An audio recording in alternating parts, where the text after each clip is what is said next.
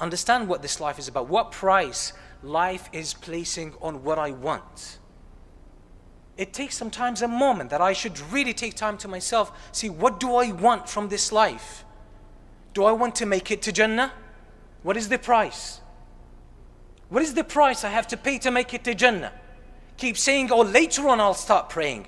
Later on I'll give up on alcohol. Later on I'll give up on smoking. Later on I'll stop dealing with haram stuff. Later on I'll stop doing the bad things that I do. Later on, when I graduate, when I find a job, when I get married, when I buy my first house, when I retire, and so on and so forth. And it keeps dragging until a person dies when they haven't done anything yet. They haven't paid the price yet.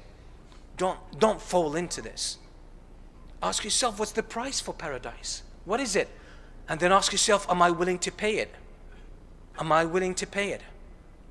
So some of that is clear in the Quran and the Sunnah. You have to do your obligations. And obviously you have to believe in Allah subhanahu wa ta'ala. You have to trust in Allah. You have to have tawheed. And then you fulfill your obligations. And then you increase in whatever other things that are recommended in Islam, that you do more of them. And you observe them. You keep away from what is haram. And then sometimes a new type of sacrifice is placed upon you. And that's circumstantial, sometimes conditions. You might be tried with a negative spouse, or maybe a child that's not obedient, or maybe some relatives who are not really good. You realize that you are in a situation that requires some kind of sacrifice. What's the sacrifice you're willing to do? Read the situation carefully. Read it.